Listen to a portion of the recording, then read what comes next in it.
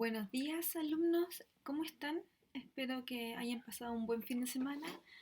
Hoy vamos a retomar las clases de bioinformática y hoy día comenzamos una nueva temática que tiene que ver con el análisis filogenético. Para comenzar, entonces, tengo que comentarles un poco sobre la teoría de evolución, donde los organismos cambian con el tiempo, de manera que los descendientes siempre van difiriendo de forma funcional y estructuralmente respecto a su ancestro. También podemos clasificar los organismos según sus relaciones ancestrales.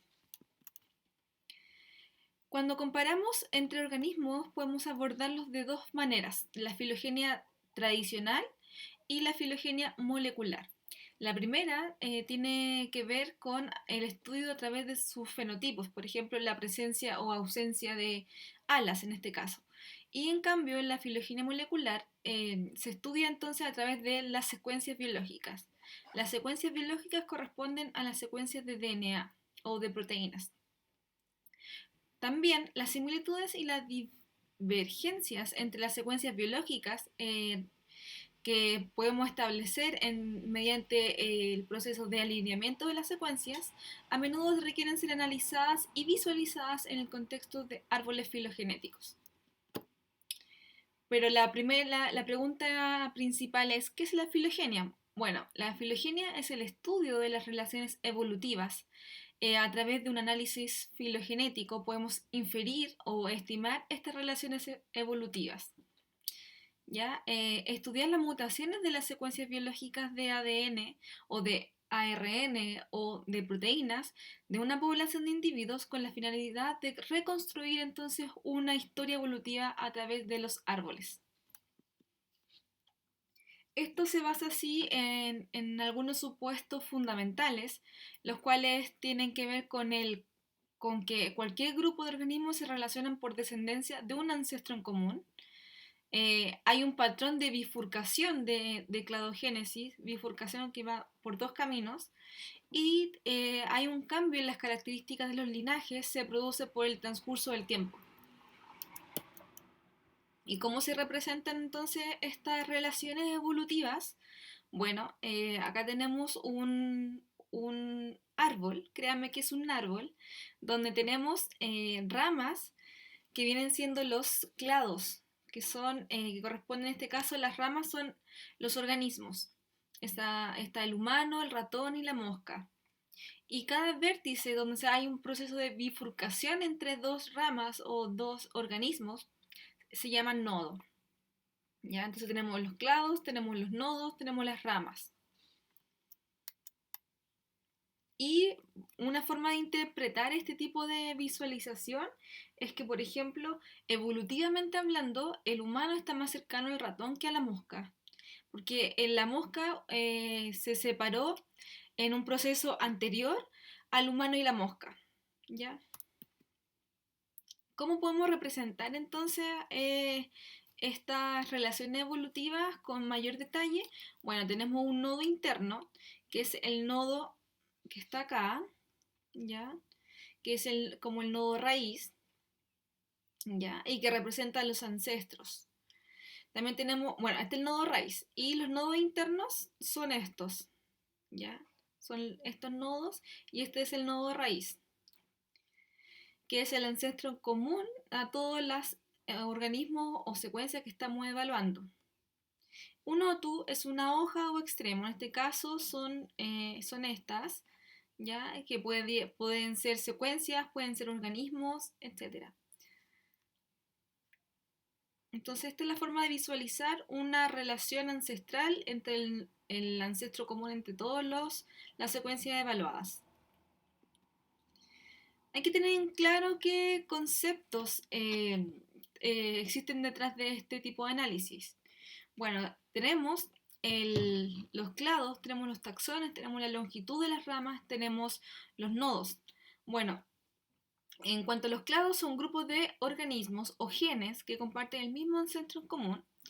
Los taxones son grupos de organismos o genes emparentados dada una clasificación, ya, un nombre. Y la longitud de la rama corresponde a la divergencia entre ambos organismos. Y finalmente el nodo, que es un punto de ramificación o bifurcación. Acá tenemos tres tipos de árboles. El primero es un cladograma, donde las distancias que existen entre el ancestro y las ramas o los taxones no tienen ningún significado. En cambio tenemos los filogramas, donde las distancias tienen que ver con los cambios genéticos ocurridos en las secuencias analizadas. Entonces, ¿cuántos cambios son necesarios para que el taxón D se difiera de todo estos grupos de taxones? ¿Ya? Y están los árboles ultraparamétricos, que lo que tienen, lo que indica la distancia entre los nodos y los taxones es el tiempo. Los tres árboles que vemos acá representan las mismas relaciones evolutivas, si se dan cuenta, son los mismos taxones, pero algunos aprovechan alguna escala para cuantificar las diferencias entre estos taxones. Tenemos varios tipos de árboles. Tenemos el enraizado, el que tiene una raíz y de la cual se desprenden todas las otras relaciones evolutivas y que también provienen tienen una escala temporal bien definida. Y el árbol no enraizado, que no se cuenta con un nodo raíz, dado que es difícil de localizar y que además no existe una dirección temporal, a diferencia del árbol enraizado. También tenemos otros tipos de visualizaciones donde, por ejemplo, acá tenemos otros tipos de árboles. Acá tenemos todos los taxones, pero no pudimos determinar las relaciones evolutivas que existieran entre estos 5 taxones, ¿ya? Porque todos están en el mismo nivel, tienen el mismo ancestro en común. En cambio, estos pudimos identificar una filogenia parcial donde estos 3 taxones A, C y E comparten un ancestro común, a diferencia de los taxones B y D, que tienen un mismo ancestro común que difiere de los otros, pero sin embargo todos provienen de uno de origen, ¿ya? Y la idea siempre es encontrar bifurcaciones, no en este caso, por ejemplo, que tenemos 3. La idea siempre es completar la filogenia y no tenerla de forma parcial, idealmente. Entonces siempre vamos a andar buscando bifurcaciones. Por ejemplo, acá presentamos una filogenia ya completada donde esta relación se mantiene, dado que si B y D son intercambiables, sigue teniendo las mismas relaciones evolutivas. En cambio, en este caso, si intercambiamos E y C, ya no son las mismas relaciones evolutivas porque A y E están más cercanos evolutivamente que con C. Y al igual que A, E y C están más cercanos evolutivamente entre ellos que con B y D. ¿Ya? Entonces es una forma de interpretar estos tipos de árboles. También podemos tener otro tipo de representaciones donde utilizamos el formato de Netweak, que traduce un árbol en formato texto, donde cada bifurcación la encerramos entre corchetes, por ejemplo, y luego vamos de los taxones hacia abajo cerrando corchetes, ¿ya? En este caso, tenemos que B y C están más cercanos evolutivamente, dado que tenemos esto. Luego, ¿con quién sigue? Con A. Entonces, una coma, luego sigue A y cerramos el corchete. Luego, vamos por acá, donde tenemos 2 extremos, en este caso. Entonces, tenemos una coma que va a separar estos 2 extremos. Y luego tenemos esta relación evolutiva que es D con E y que la encerramos dentro de corchetes. Y luego finalizamos el árbol también entre corchetes. Elementos fundamentales de los modelos filogenéticos. Bueno, para poder hacer modelos filogenéticos tenemos que considerar métodos de generación de árboles filogenéticos que presumen modelos evolutivos particulares. Y además que dado un set de datos, estos modelos pueden ser afectados por una serie de sucesos, por ejemplo, transferencia de material genético, entre otros organismos. Además, tenemos que hacer una interpretación del análisis. Se debe tener siempre en cuenta que el modelo utilizado y sus supuestos. ¿Ya? Por ejemplo, acá tenemos un árbol filogenético donde tenemos un microorganismo que está más alejado evolutivamente que el resto, pero acá, si se fijan, tenemos, por ejemplo, el grupo de las bacterias que está acá y acá tenemos otro grupo de bacterias. Por lo tanto, acá, fíjense, acá tenemos el grupo de los protozoos y acá tenemos el grupo de las bacterias. ¿Por qué encontramos entonces un protozoo en el grupo de las bacterias? Si se dan cuenta. Bueno, esto puede ser por la transferencia horizontal de genes. Dado que este organismo pudo haber transferido de alguna forma, bueno, con la transferencia horizontal de genes, información genética que la hizo ubicarse acá. ¿Ya? Entonces, por eso hay que tener muy en cuenta los supuestos de los modelos de evolución y qué organismos se están evaluando. Hay supuestos adicionales en los modelos, por ejemplo, que la secuencia es correcta y su origen está determinado, que las secuencias son homólogas. Cada una de las múltiples secuencias incluidas en el análisis tienen una historia filogenética común, además que la toma de las muestras de los taxones debe ser adecuada para resolver el problema de interés, y además que la variación entre la muestra es representativa del grupo más amplio de interés. Además, finalmente, que la variabilidad de la secuencia en la muestra contiene la señal filogenética adecuada para resolver este problema de interés. Los errores en los análisis filogenéticos a menudo pueden ser atribuidos a violaciones de uno de los supuestos que son inherentes en estos casos. Por ejemplo, tenemos que la secuenciación de genomas podemos obtener la evolución de los genes, hacer análisis de proteínas y, por lo tanto, comprender la función de las proteínas y los genes a través del proceso de secuenciación de genomas. Además, entonces, ¿cómo podemos entender la evolución de los genes y análisis de las proteínas? Bueno, comparando las secuencias homólogas y, bueno, dentro de las homólogas son las que tienen un origen en común, pero pueden tener una actividad, pero pueden o no tener una actividad en común. Y de eso damos origen a los ortólogos y a los parálogos. Los ortólogos son producidos por especiación, tienden a tener una función similar. En cambio, los parálogos son producidos por duplicación de genes, tienden a tener diferencias funcionales. Entonces, los ortólogos son los que tienen una función similar, en cambio los parálogos tienden a tener funciones diferentes, dado que tienen un origen en común. Los análisis de datos filogenéticos por lo general tienen este workflow donde inicialmente seleccionamos los marcadores moleculares que vamos a trabajar, se realiza alineamiento múltiple de secuencia, determinamos el modelo de sustitución, la elección de un modelo de construcción del árbol, tenemos que elegir un modelo de construcción del árbol y finalmente evaluar qué tan bien nos resultó nuestro árbol, qué tan confiable es.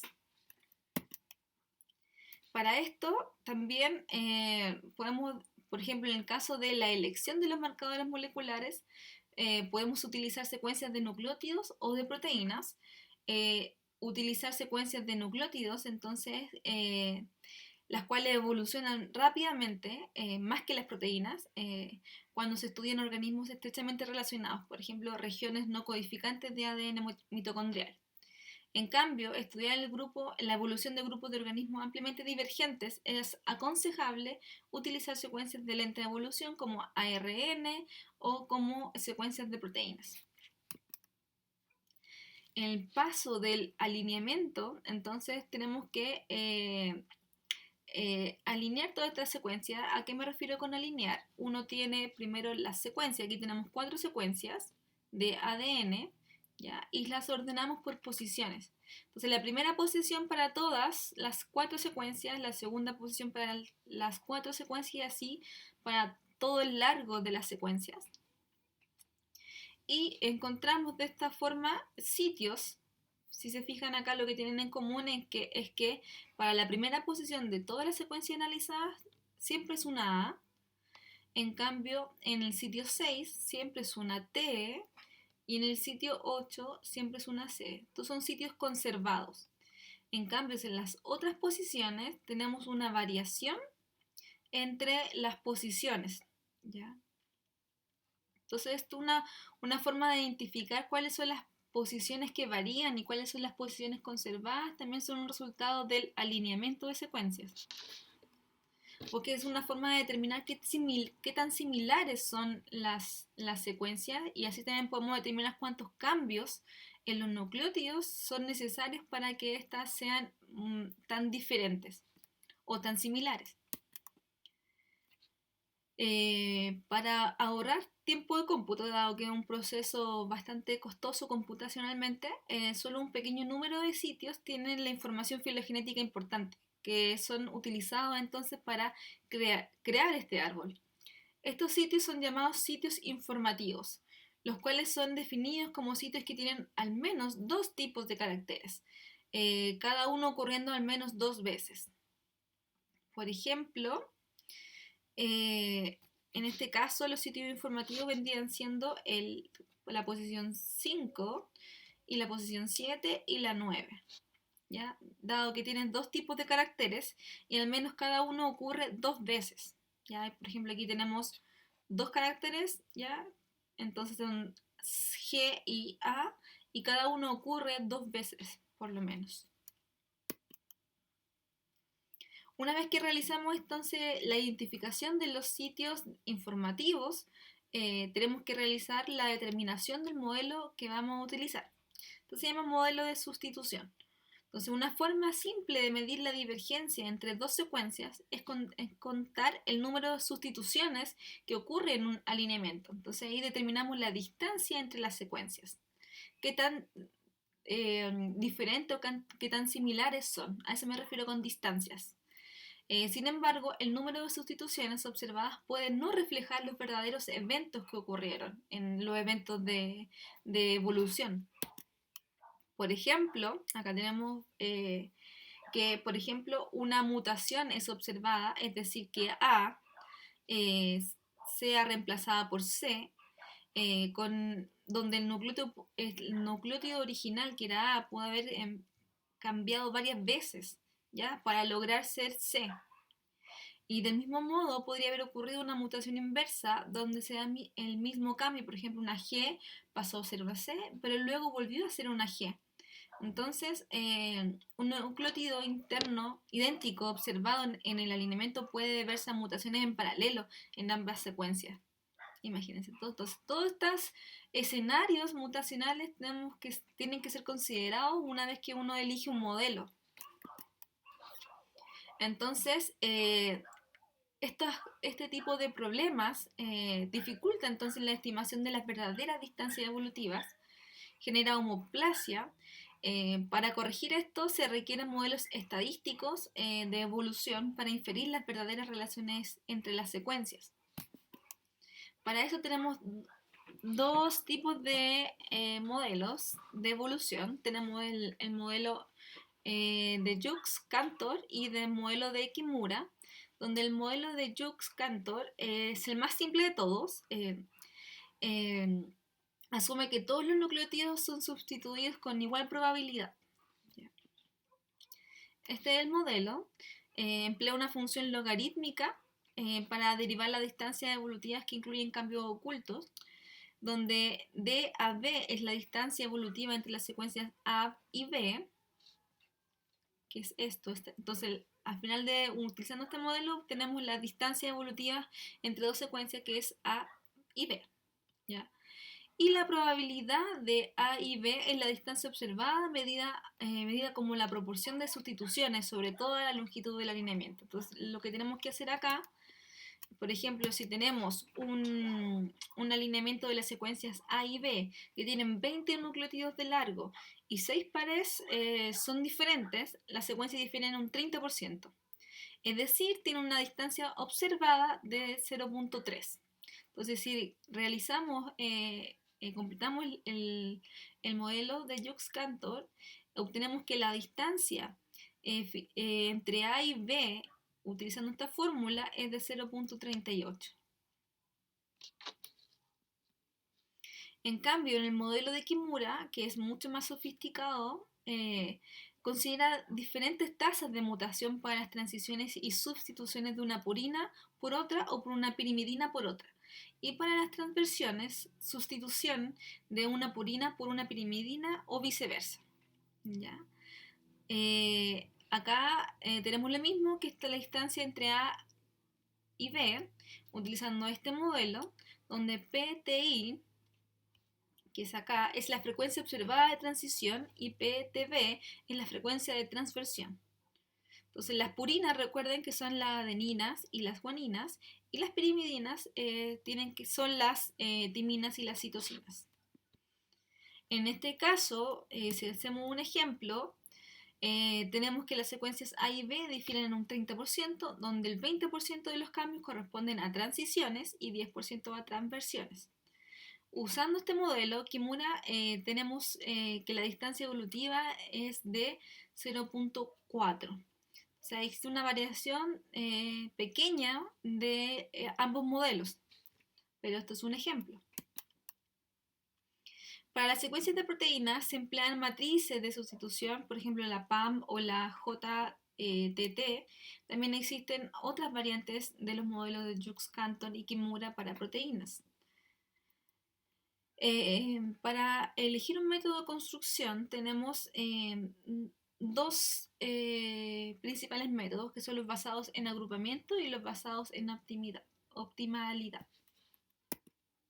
Los basados en agrupamiento, UPGMA, construyen un árbol por un método de agrupamiento secuencial. Entonces tenemos una matriz de distancias, porque primero en el paso anterior calculamos las distancias entre las secuencias. Luego se inicia entonces una agrupación, un clustering de estas secuencias mediante las distancias de estas matrices. Y un nodo interior es colocado en el punto del medio entre ellos, entre los taxones, y se va creando una matriz reducida para considerar un nuevo grupo del taxón, y así este se va incluyendo en el modelo. Vamos a ver un ejemplo un poquito más adelante. Este tipo de método de agrupamiento es útil si la secuencia es mayor o igual a 50. También tenemos que las distancias entre este nuevo taxón compuesto y el resto de los taxones se calculan a partir de las matrices que vamos a ir creando. Este mismo proceso de agrupamiento se repite muchas veces hasta que obtenemos una matriz reducida, y la iteración continúa hasta que todos los taxones estén dentro del árbol. El último taxón añadido se considera como el grupo outlier del árbol al compararlo con la raíz. Por ejemplo, si tenemos esta matriz de distancia utilizando el método de UPGMA, entonces tenemos esta matriz, tenemos las secuencias B, C y D, y tenemos las secuencias A, B y C. Entonces tenemos la distancia entre B y A es 0.4, la distancia entre C y A es 0.35 y la distancia entre D y A es 0.60. ¿Ya? Entonces aquí tenemos las distancias entre cada una de las secuencias. Y lo que se hace es elegir, entonces, dentro de la primera columna, cuál es el valor menor. El valor menor es C y A, ¿ya? Porque existe una menor distancia entre estas dos, por lo tanto, están más cercanos evolutivamente. Y lo que se hace, entonces, es tomar este valor de C y A y dividirlo en 2. ¿Ya? Y obtenemos que tenemos esta primera relación evolutiva. Aquí cada ramita va a tener el valor de 0.75, que es el valor de la distancia entre C y A, dividido en 2. ¿Ya? Luego vamos agrupando, como dice el método, ya tenemos agrupado que A y C están más relacionados, están más cerca evolutivamente, entonces generamos una nueva matriz con esta relación, y luego la que me quedaba, que era B. y asimismo para las secuencias de acá, de las filas. Y tenemos que sumar entonces los valores que correspondían a B con A y B con C. En este caso, B con A era 0,40 y B con C era 0,45. Entonces sumamos 0,40 más 0,45 y eso lo dividimos en 2 y obtenemos un nuevo valor de la distancia entre B con el taxón AC. ¿Ya? Entonces tenemos esta nueva distancia y hacemos lo mismo con D, con su relación con A y C. Y así obtenemos dos distancias para estas relaciones. Y acá hacemos el mismo proceso, elegimos cuál es la menor, que es esta, que es B con AC. Y luego entonces lo que se hace es dividir, entonces dividir el valor entre de 0,425 en 2. Y agregamos un nuevo taxón en nuestro dibujo del árbol. Entonces teníamos A y C, luego agregamos un nuevo taxón que es B en este caso porque era con el valor menor y la distancia que va a tener esto va a ser 0,212. ¿Ya? Entonces ya tenemos esta nueva relación y así seguimos hasta crear nuestros árbol completo, hasta definir, agregar todos los taxones que tenemos acá a nuestro árbol. Luego también tenemos los modelos de optimalidad que consisten en un algoritmo bien definido que compara todas las posibles topologías de los árboles. Topología me refiero a la forma de los árboles de las relaciones y con el fin de seleccionar el que mejor se ajuste a la matriz de distancia evolutiva. Basados en los diferentes criterios de optimalidad, hay dos algoritmos que el de Fitch-Margoliouth y de evolución mínima. Una clara desventaja de estos tipos de algoritmos son los altos tiempos de cómputo que demandan y debido a la secuencia, a la búsqueda que es muy exhaustiva. Y si tenemos secuencias que son muy grandes, por ejemplo, son procesos que se demoran bastante, computacionalmente hablando. También tenemos los métodos basados en caracteres. Estos consisten en métodos que cuentan los eventos de mutación acumulados en la secuencia y por lo tanto pueden eliminar la pérdida de información que se da cuando los caracteres son transformados a distancias. ¿Ya? Existe una preservación de la información de los caracteres que es significativa a la dinámica evolutiva de cada uno de ellos y puede ser estudiada de esta forma. Entonces, tenemos dos métodos basados en caracteres que son de máxima parsimonia y de máxima verosimilitud. Los métodos de máxima parsimonia están basados en el principio en igualdad de condiciones. La solución más sencilla siempre es la más probable, es la más correcta. Esto es porque la solución más simple requiere el menos número de suposiciones. Esta perspectiva entonces se justifica por el hecho de que los cambios evolutivos que suceden dentro de lapsos de pequeños que son cortos son relativamente raros. Este método entonces selecciona el árbol que tiene el mínimo de números de cambios evolutivos, el árbol cuyas ramas tengan promedio a la mínima longitud. Entonces este método permite identificar entonces, primero los sitios informativos, que son los que varían en el alineamiento. Se construyen árboles con distintas topologías, se le asigna un costo y se elija aquel de menor costo. Y si hay muchos árboles que usan heurísticas para reducir la complejidad.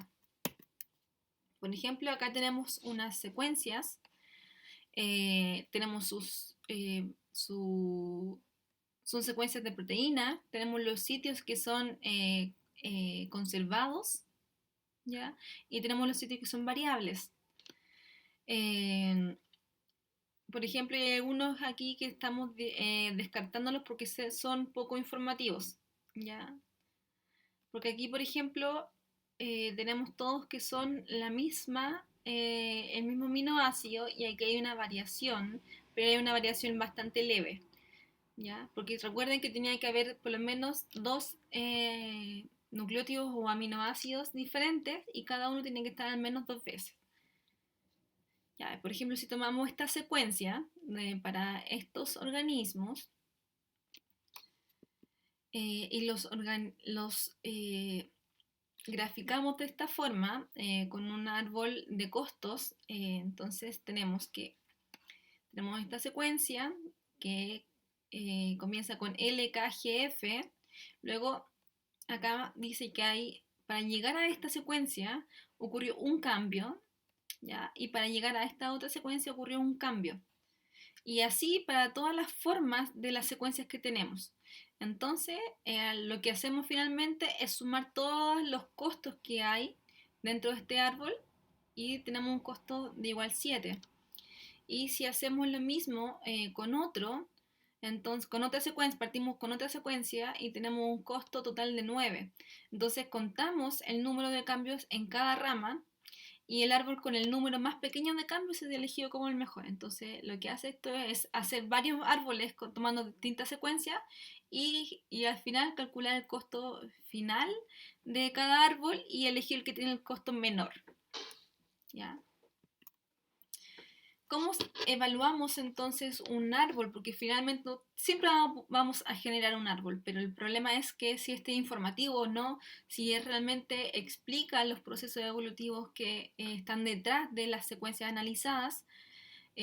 Para esto podemos realizar entonces bootstrapping o remuestreo, que lo que hace es generar muchas veces los árboles y luego con un valor de confianza se elige, por ejemplo, que la relación evolutiva entre A y B, por ejemplo, se dio el 99% de las veces que se creó ese árbol. Entonces es muy probable que esa rama sí esté presente dentro de nuestras relaciones evolutivas. ¿Ya?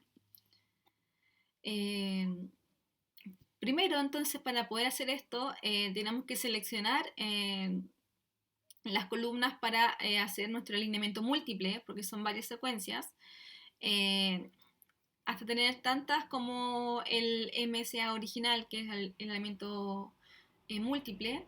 Se permiten hacer remuestreos, que son el bootstrapping, realizar un alineamiento artificial y luego esto se realiza muchas veces, que pueden ser de 100 a 1000. Generalmente, si son secuencias muy grandes, uno recomienda hacer por lo menos 1000 remuestreos.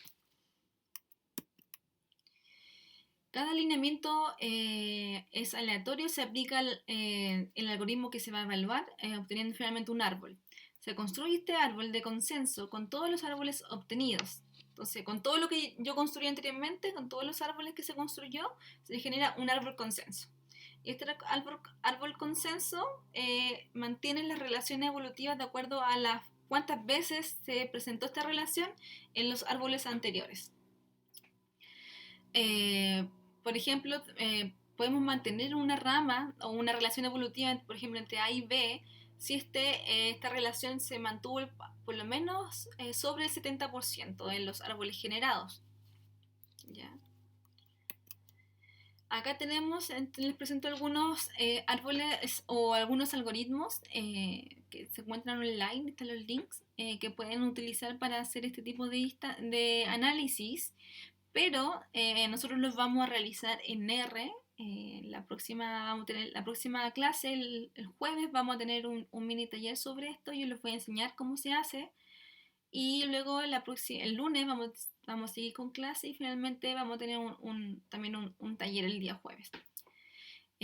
Bueno, esto ha sido todo para esta clase.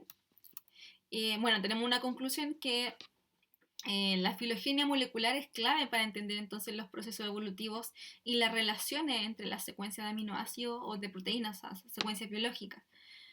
También un árbol filogenético es la representación gráfica de un alineamiento múltiple de secuencia. Existen varios métodos para construir estos árboles de inferencia filogenética, basados en distancia, basados en parsimonia, basados en probabilidades o inferencia bayesiana, etc. Y que a nivel de usuario es vital entonces partir de secuencias y elementos correctos. Es recomendable probar distintas herramientas y métodos de construcción de árboles y aún finalmente no hay un consenso sobre cuál es el mejor método ni datos de benchmarking para demostrar esto, pero para ello nuestra capacidad de análisis es crítica en este tipo de análisis. Bueno, entonces nos vemos en un ratito en la parte de preguntas. Ya espero que estén muy bien y muchas gracias.